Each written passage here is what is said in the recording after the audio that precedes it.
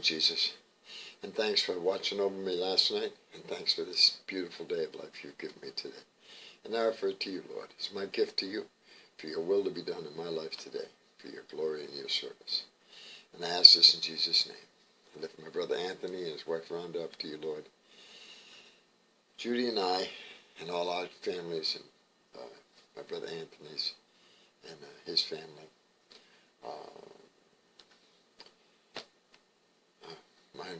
Mindbender.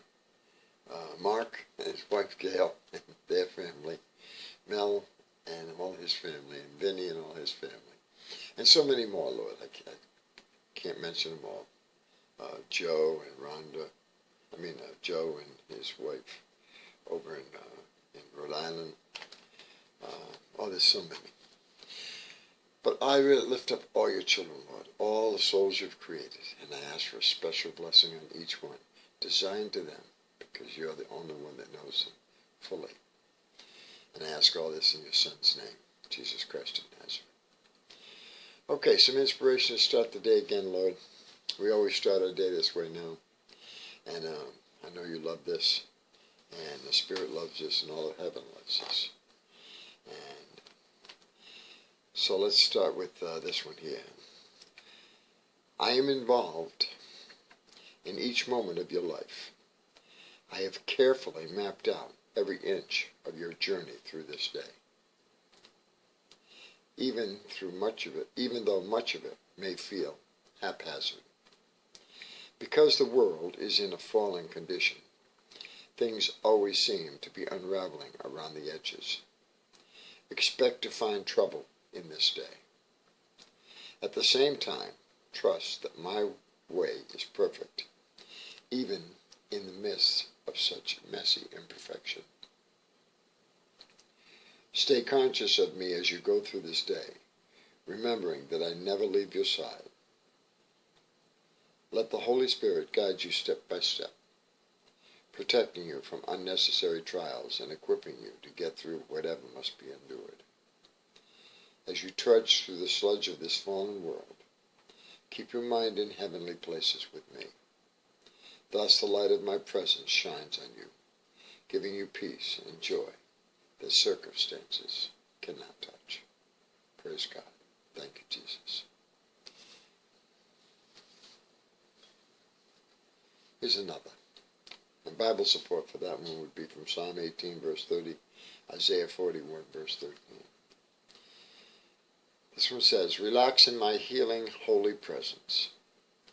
Be still while I transform your heart and mind. Let go of cares and worries so that you can receive my peace. Cease striving and know that I am God. Do not be like the Pharisees who multiplied regulations, creating their own form of godliness. They got so wrapped up in their own rules that they lost sight of me. Even today, man-made rules about how to live a Christian life enslave many people. Their focus is on the performance rather than on me. It is through knowing me intimately that you become like me. This requires spending time alone with me. Let go, relax, be still, and know that I am God. Bible support for that is from Psalm 46, verse 10, and 1 John 3, verse 2. Two great inspirations. There's 365 of them in this book. And there was 365 in the last book I read. And there's thousands and thousands in the Bible. And so many more books that that have been written. And souls that wrote those felt they were touched by the Lord. If they did, then you'd want to read those books. But the Lord will put them in your hands if he wants you to read those. You don't know that it's all for those. It's about the Lord. And it's about his way with us. And I think I realized the other night I went to a Walmart and I was sitting there just having my shirt on, a white shirt, because I carry white shirts with me. So I don't want people to see the color and say, oh, well, I'd like a color one, but I don't have one with me. So I try to have the shirts with me. That's the one I'm wearing. And I was sitting there, and there's, of course, at a Walmart, you want to see people, lots of people. And I don't say anything. I just sit and I watch the people go by. You got male, and you got female, you got kids, and you got skinny ones, you got heavy ones, you got all kinds of, black, white, Spanish, Puerto Rican, whatever. All kinds of nationalities and whatnot. And they're milling about. And I just sit there. Okay, I'm wearing the name of the Lord on my hat and on my shirt. And I've got the book I'm reading, and I'm reading the book. And just sitting there. And so people might look at me and say, well, he's just, people watching, not doing anything. But I'm working for the Lord. They might not see that. And this guy comes by me, he says, oh, nice shirt. So I says, oh, you want one? So he stopped, he said, sure. So he said extra large, I got a extra large. Turned out he was a pastor, so it was like preaching to the choir. He asked me, he says, what church do you go to? And I said, I go to his church. And he said, oh, well, I understand that, but what church do you go to? So I'll go to any church. God's in all the churches. Whether they be Christian or not Christian, he's still in them. Okay? God's everywhere. And that was another reading where it said when Hagar ran away from her mistress Sarah, she went to a desolate place. She discovered the Lord there. She was all alone, nobody there. But the Lord is always there. He's everywhere. We're not going to get away from him. It's an exercise in futility to try to get away from him, because you're not going to. No. You can deny him, you can do whatever you want, but he's still there. Thank God. Praise Jesus. Praise Jesus on that one. If he wasn't, it'd be a sad world. Be a crazy, sad world. But he is there. Some know it more than others.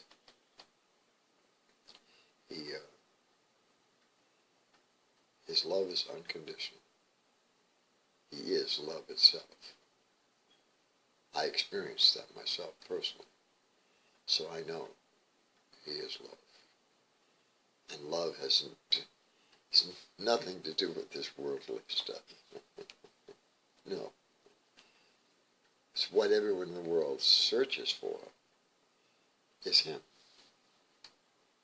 And some of us are just blessed to get to really know that. The Bible's full of them. And there's many more, even in this century. I'm sure that, you can pick up a lot of the saints in some of the churches, Catholic Church especially. I believe those people met the Lord Spirit. Okay? Definitely. And wonderful stuff. Wonderful stuff. But you have to have that relationship. You develop that. I mean, you don't have to actually meet his spirit to give yourself to the Lord. You don't have to. It actually probably makes it a little easier because of the fact that it's like with me, there's no doubts. The Lord's present. He's present right here with me now. He's present sitting next to you. He's inside you. He's outside you. He's holding your hand. You can't feel him. You can't see him. If he grants you that, you will see him. And you will feel it. And I guarantee you, if he grants you that, your life's going to change. The Lord doesn't choose you and then toss you out. No. He doesn't do that. We can do it ourselves if we want to, but he's never going to do that. He loves us too much.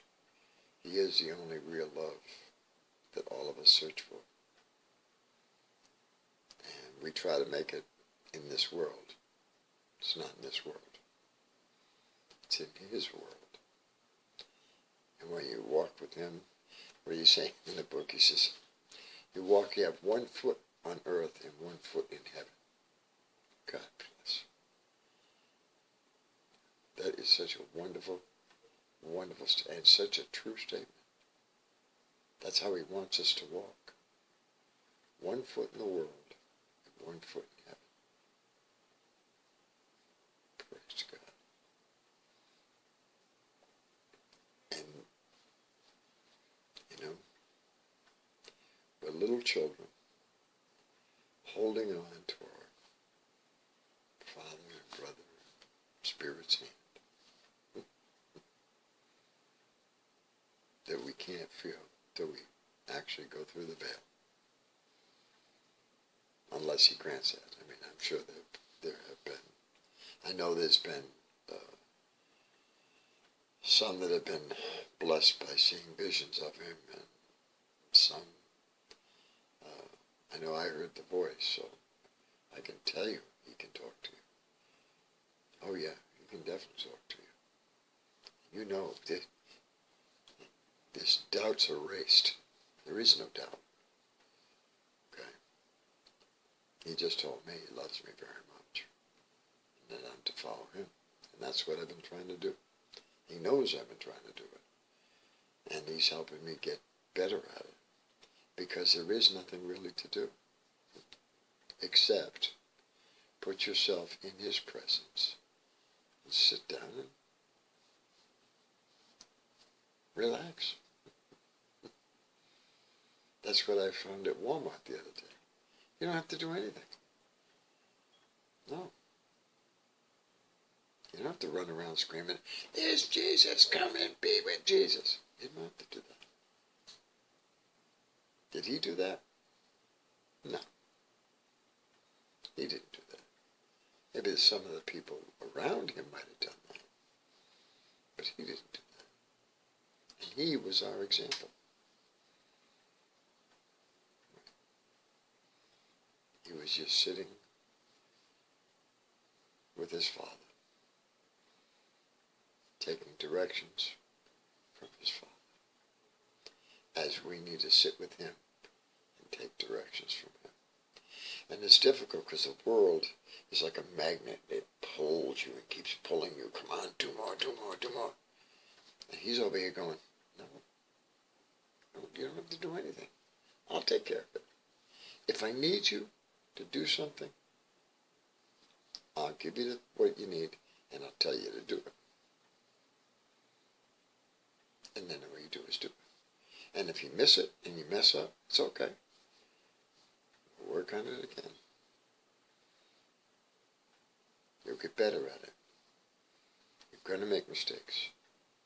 You're human. Not spiritual yet. You have 1 foot on earth, 1 foot in heaven. Praise God. I love that statement. Think about it. Wow. Wow. Praise God.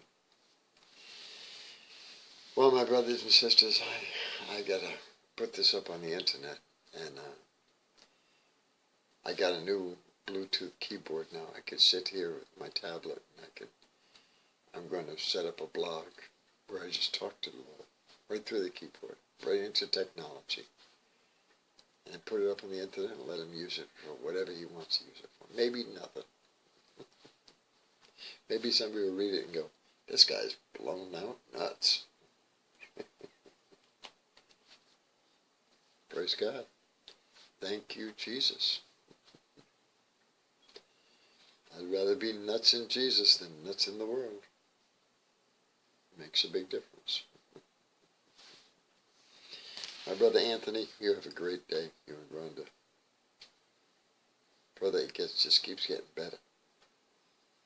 Just keeps getting better. And really, there's not much to do but put his name on you and just sit around and say good morning to everybody. Praise God, huh?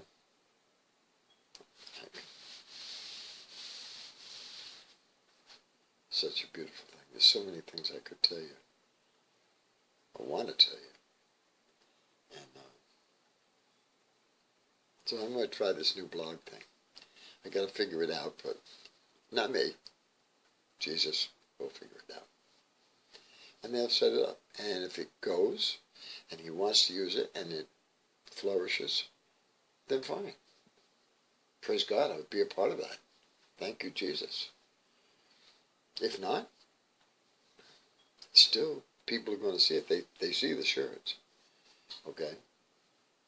As he makes this, and right now, as we're turning out shirts, we've got I probably turned out, I'm not counting them, but I was thinking the neighborhood around 70 or 80 shirts already. Right out the door. My brother Anthony helps with that. My brother Mark puts in some funds on that. I put in some funds. So, and the Lord puts in he organizes it all. So when we're out there walking around, he puts the people that up to us that he wants to have a shirt. We offer it. People say, what was it cost? I said, God's love is free. It don't cost nothing. Some people want to give a donation. Fine, give me a donation. I'll go buy 2 more shirts and give them to somebody else.